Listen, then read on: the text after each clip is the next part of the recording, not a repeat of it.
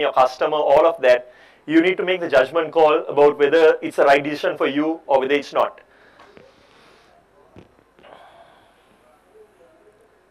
So like I said, select your approach on a case-by-case basis. Story number 5, dollars. So I'm faced with this problem right now, as a matter of fact, with a customer that we are dealing with that,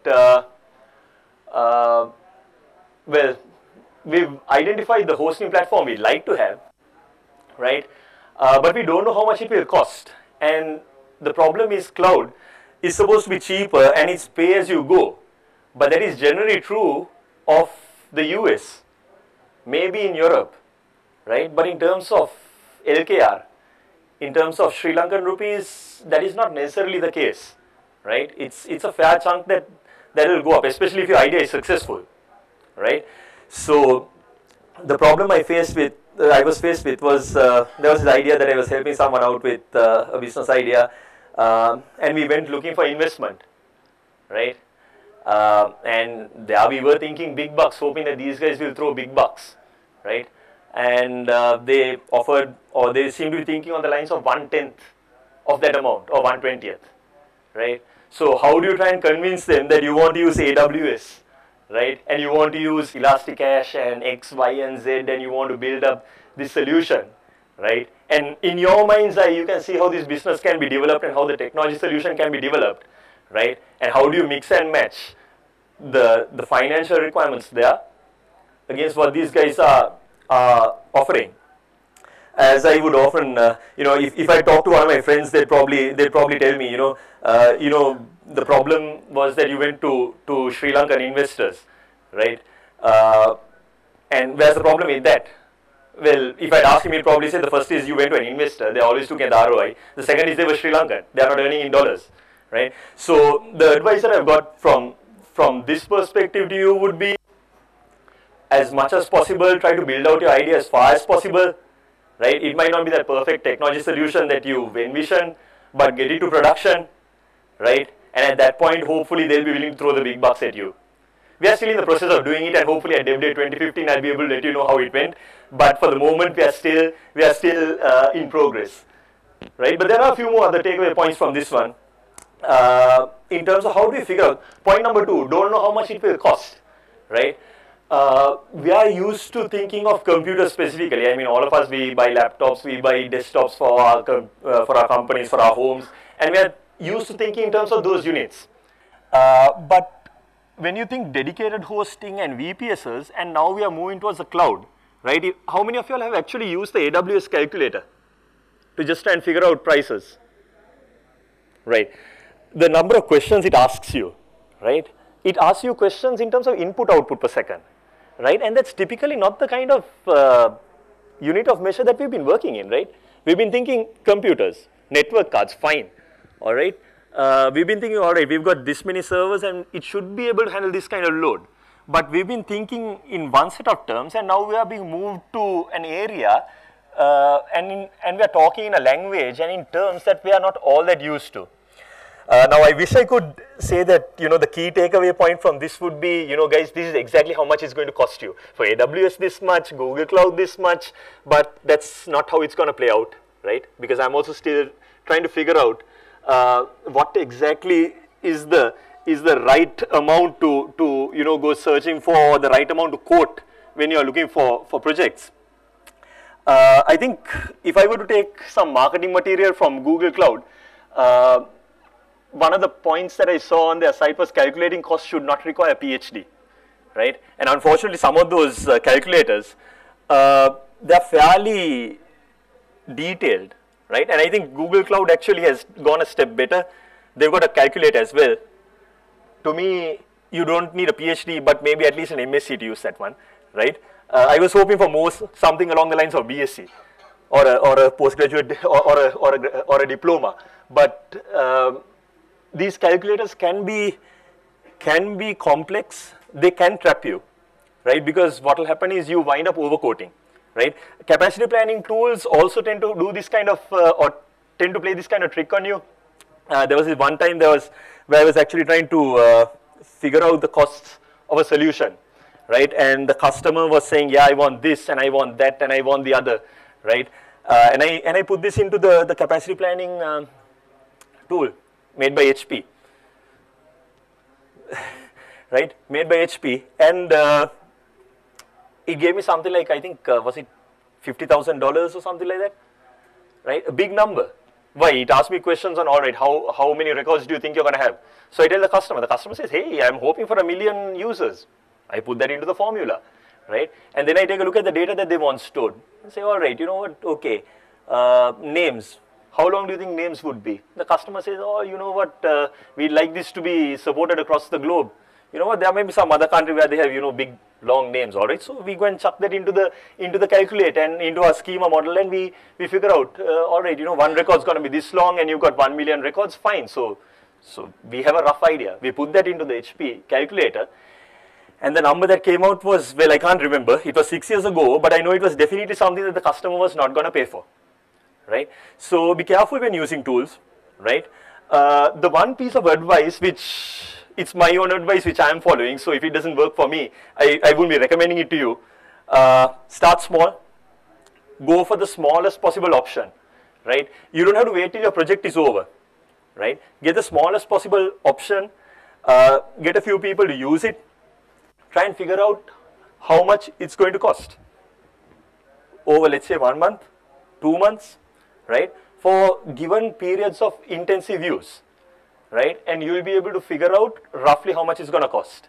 Get a feel for it, right? Monitor the load against the costs and try to figure out for yourself how much is this whole cloud model going to cost you, right?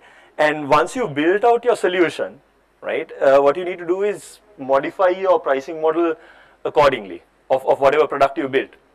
I was at a training at Microsoft, I think a couple of months ago, and this guy, Martin Gregory, his recommended approach was, you try the first, second, third time, you'll get it wrong, the fourth time, you'll probably get it right. While he's probably right, you'll probably perfect it on the third or fourth attempt, right? But if you're worried about the first, second, and third attempts and the fact that they won't work out, what I would suggest is that you try to start small, right? End of the day, you've got to learn the trade, learn the cost model as well, right? Otherwise, you're not making any progress. Start small and see where that takes you. Story number 6, make up your mind. So story number 5 was a scenario where we knew the hosting platform, where it was known, and the problem was we didn't know how much it would cost.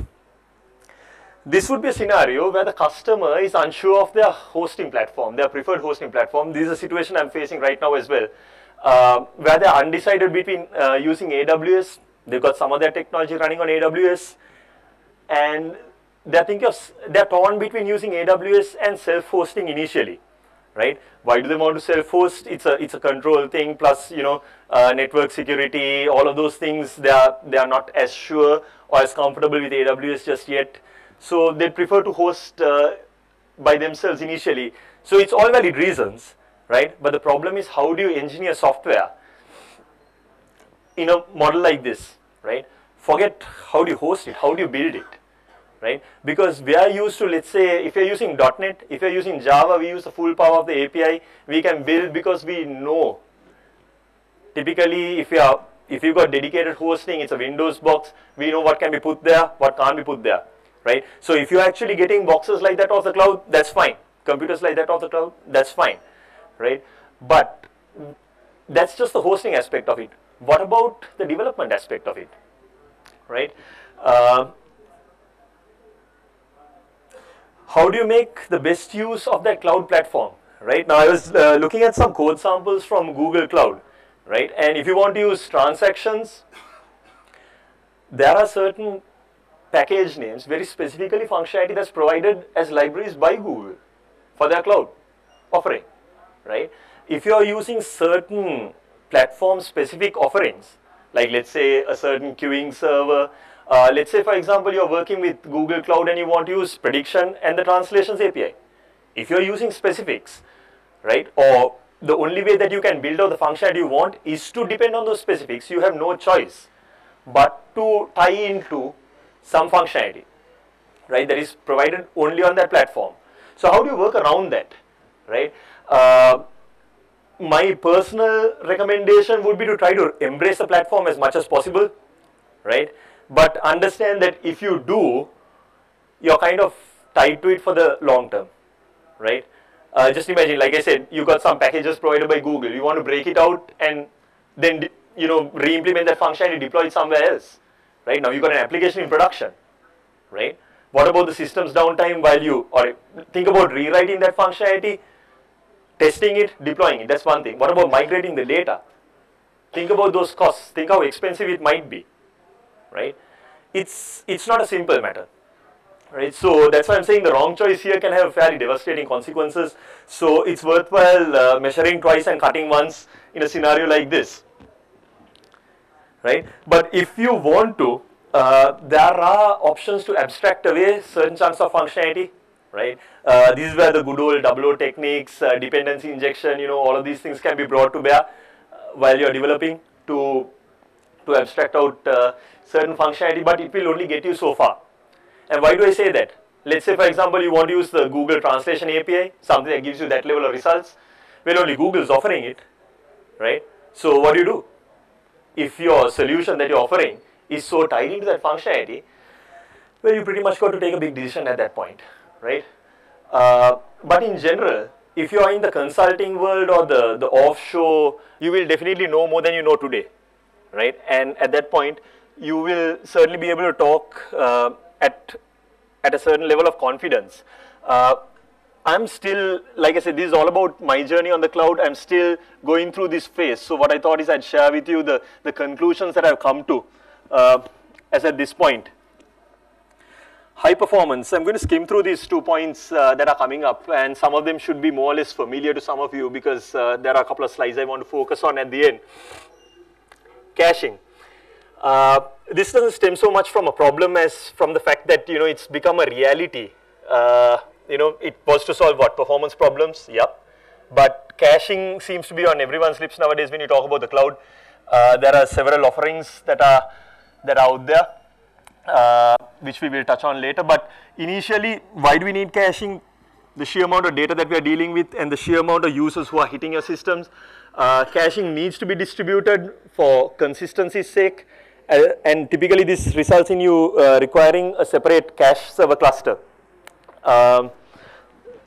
The products that the best example that has been quoted the most is Facebook, and the best cited numbers that are available are from 2008, where apparently their server cluster of Memcached servers was 800 servers large. Mind you, this was 2008, right? So 6 years on, double, treble, or possibly even more, right? So it reminds me of this story where this customer wanted me to try and build in what was it, autocomplete drop down, right? And they keep coming to me and say, look, we'd like you to have this autocomplete autofilling drop down as you type, it should fill in. And the project budget had been signed off and all of that, and they are telling me, you know what, Google has it. And I'm like, really? All right, so you get me the Google server cluster and I might be able to provide it as well. Well, I actually didn't say it, but I thought it, right? So sometimes you are faced with this situation where, all right, this is the scale of what's happening, but unless you're building for this scale, you probably won't need such a big cluster.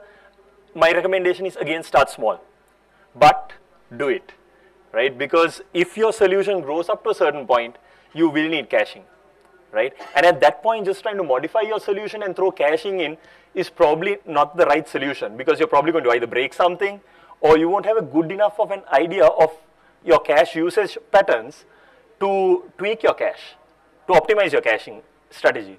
So what I would suggest is get started early.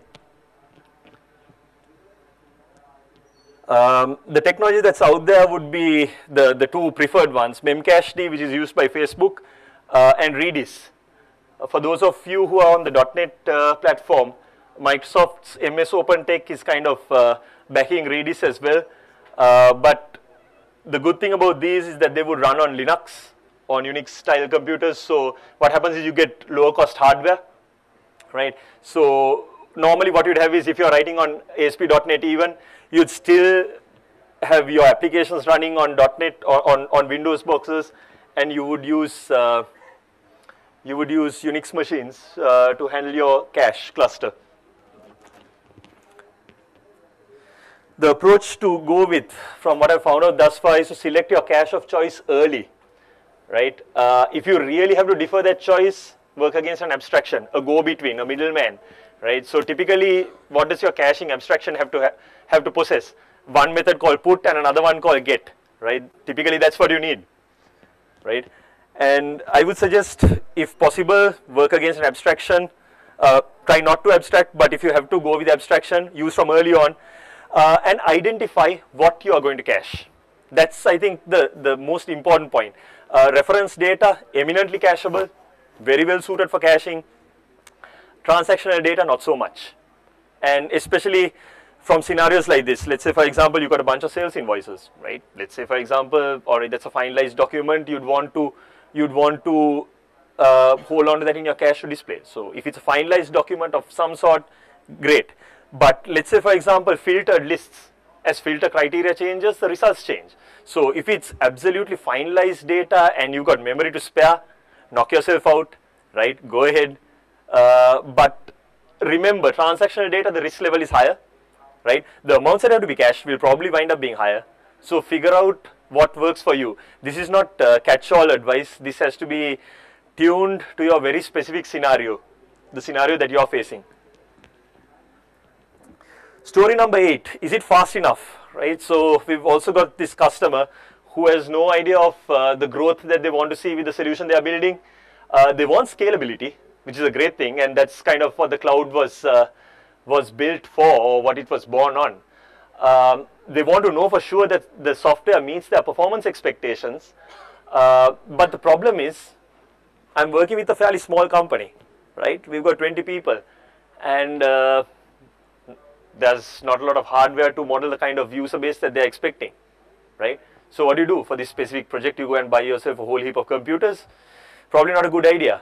In fact, I'd have a bigger problem at that place. I don't know where to put them, right? I can get the machines, fine. Where do I put them, right? So we've still got to solve the problem. I mean, the customer's asking us. So we found out a solution, and sometimes cloud problems do have cloud solutions. We came across this offering called BlazeMeter. The only reason I'm mentioning only these guys is, look, in my initial research, I couldn't find anyone that kind of compared. Basically, if you got your JMeter scripts ready for performance testing, you can put it up on the cloud. What happens is your QA team would upload those scripts to BlazeMeter, and that launches requests against your system under test, right? And ultimately, it will show you the reports of how successful those tests were. So, end of the journey, not quite. As I said, there are still a few points which I'm also still learning upon. But I have come to a few conclusions which I will share with you very quickly. Focus on building an API in the cloud. Mainly think of that. Think of Google. They've got APIs, Twitter APIs. Everyone's building APIs in the cloud. It gives you the flexibility to support both web and mobile. Like I said, cloud is definitely both a web and mobile game, right? Try to use JSON Web Tokens for security. It's an area that we are looking into as well, but it allows you to build this API plus the security, right? And you can keep building on that through web, through mobile, even linking desktop apps if you need to, or integrating with third-party applications, widgets, you name it. Try to identify the hosting platform early. It allows you to target specific functionality provided by the platform. There are several case-by-case decisions that you need to take. Message queuing, whether you're using it, CQRS, event sourcing, whether you're going for a transaction-based model or eventual consistency, whether you need to do synchronization, whether you don't. Persistence, support for sharding. Try to identify the right criteria early, make it configurable. As I said, some models, some business domain solutions lend themselves better to sharding, some of them don't. Again, case by case, figure out what works for you.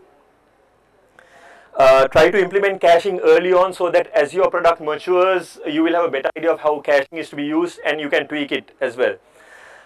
Minimize abstractions. The problem is it tends to cause code bloat, the further along you go, and like I said, once you're bound to a certain cloud platform, moving is a fairly low percentage occurrence, right? So if you're going to be tied down to one, there's really no need to have a whole heap of bloat and a lot of abstractions getting in the way.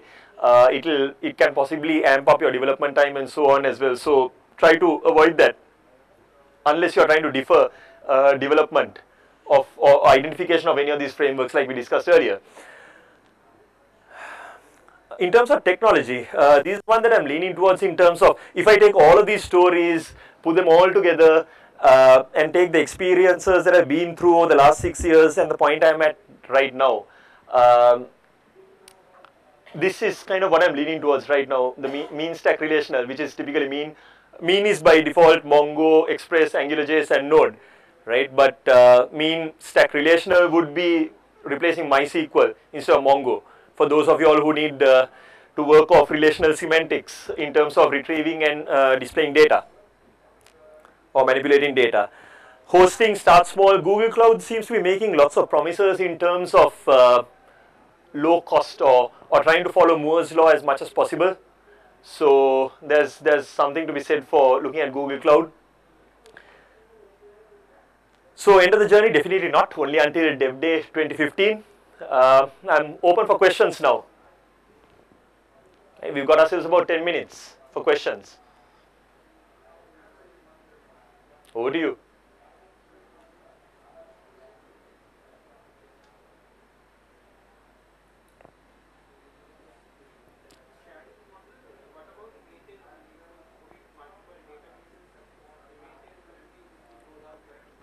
All right, in case you all didn't hear, the question was the maintainability of the sharding model.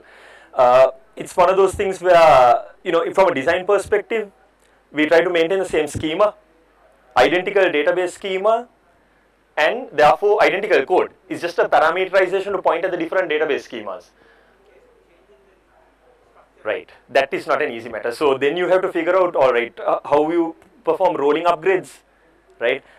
Maybe you need to provide a pluggable, let's say, repository pattern or something like that. So, okay, for one customer, in that index you will say, all right, this customer is on version 10 of the schema, this is the connection string, right? That's in the master index, right? So when you upgrade them to version 11, basically you have a code split which is probably injected in using DI or something like that. So yes, I'm not saying that these are perfect solutions which don't come with their own share of headaches, right? But in terms of alternatives, sometimes the alternatives are worse, right? Because if you try to lump all of your customers into one DB, that's the alternative. Think about when the load grows, right? And you're trying to provide a certain quality of service to one, right? You bring another big customer, your usage might jump in big increments, and all of a sudden you find that you're not able to support a quality of service that you were initially offering, right? Whereas with separate databases, you have a few more options moving into a separate box. There are a few options that it allows, but none of these solutions come without problems of their own. So yeah, more than maintainability, I think versioning is probably where the biggest headaches start coming in. But hopefully if your software is developed to the point where you're launching the next version and the next version, hopefully it is paying for itself so that you can follow a good upgrade path and find out your own techniques which work for your model. Someone must be having questions. Usually nobody understands what I've got to say, so come on. Given I think, yeah, I can see lots of people that I've worked with in the past. I'm sure you guys must be having questions. No? Sure, thanks.